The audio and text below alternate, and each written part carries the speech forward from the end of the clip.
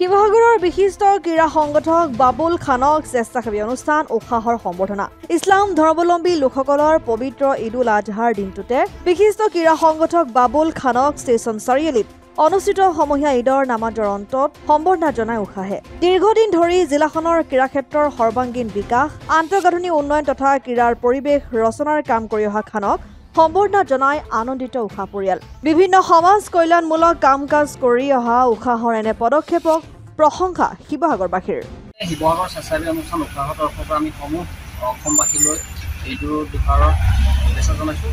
আজি পবিত্ৰ ঈদ আৰু ইছলাম ধৰ্মাৱলম্বীকৈ পবিত্ৰ উৎসৱৰ দিনটোতে আমি শিৱসাগৰৰ এজন ক্ৰীড়া সংগঠক শ্ৰদ্ধাৰ শ্ৰীযুত বাবুল খান ডাঙৰীয়াক উৎসাহৰ তৰফৰ পৰা আজি সম্বৰ্ধনা জনোৱা হয়। কাৰণ তেওঁৰ দীৰ্ঘদিনীয়া জিলাখনৰ ক্ৰীড়া উন্নয়নৰ ক্ষেত্ৰত ক্ৰীড়া আন্তঃগাঁথনি হওক বা ক্ৰীড়া পৰিৱেশ ৰচনাৰ ক্ষেত্ৰত যথেষ্ট কাম কৰি আহিছে। আৰু সেই বাবুল খান ডাঙৰীয়াক আমি শিৱসাগৰৰ স্বেচ্ছাসেৱী অনুষ্ঠান উৎসাহৰ তৰফৰ পৰা আজি ঈদৰ দিনটোতে সম্বৰ্ধনা জনোৱা আমি সুখী অনুভৱ কৰিছোঁ আৰু আমি তেখেতৰ সুস্বাস্থ্যৰ বাবে কামনা কৰিছোঁ। তেওঁ অনাগত দিনতো এইধৰণে শিৱসাগৰ জিলাখনৰ যি ক্ৰীড়া উন্নয়নৰ বাবে তেওঁ কাম কৰি যাওক, ক্ৰীড়া বিকাশৰ বাবে কাম কৰি যাওক, আমি তাকে আশা কৰিছোঁ আৰু পুনৰবাৰ আমি তেখেতক শ্ৰদ্ধা জনাইছোঁ আৰু তেওঁক সুস্বাস্থ্যৰ বাবে ভগৱানৰ ওচৰত প্ৰাৰ্থনা জনাইছোঁ। শিৱসাগৰৰ পৰা ছৈয়দ মুস্তাকুৰ ৰহমানৰ ৰিপৰ্ট, অসম আদিত্য।